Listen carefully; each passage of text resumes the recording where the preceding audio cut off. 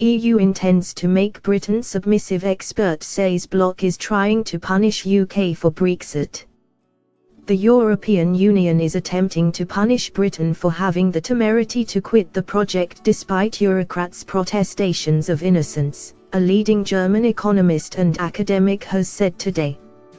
Professor Thorst Pollitt said EU leaders intended to make the British submissive after Brexit and accused the bloc of being little more than a protectionist racket.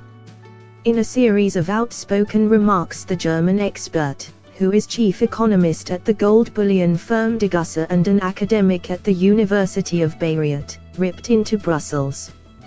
He said the EU project was anything but a free market and instead accused it of being an instrument of power which European nations use to club anyone who disagrees with them. His remarks come amid claims the EU is trying to punish Britain for leaving the bloc in order to deter others from doing the same, though there is no recorded instance of any leader or official using that precise phrase. Eurocrats have, however, repeatedly said that the UK must end up worse off outside the bloc than in it, otherwise the remaining 27 member states will see little value in their membership. Professor Pollitt, who is also president of the Ludwig von Mises Institute in Germany, described the EU's actions since last June's referendum result as threats and said they demonstrated the true nature of the project. He said, "In fact, the EU single market is anything but a free market, and the free trade agreements of the EU are often more harmful to free trade than they are of use to it."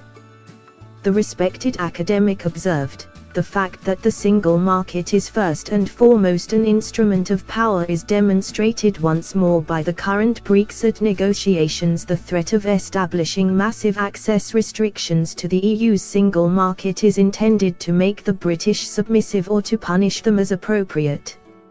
His remarks come just a day after Angela Merkel's second-in-command, Sigmar Gabriel, said that there should be no advantage for countries which leave the Union, remarks widely perceived as a threat of punishment.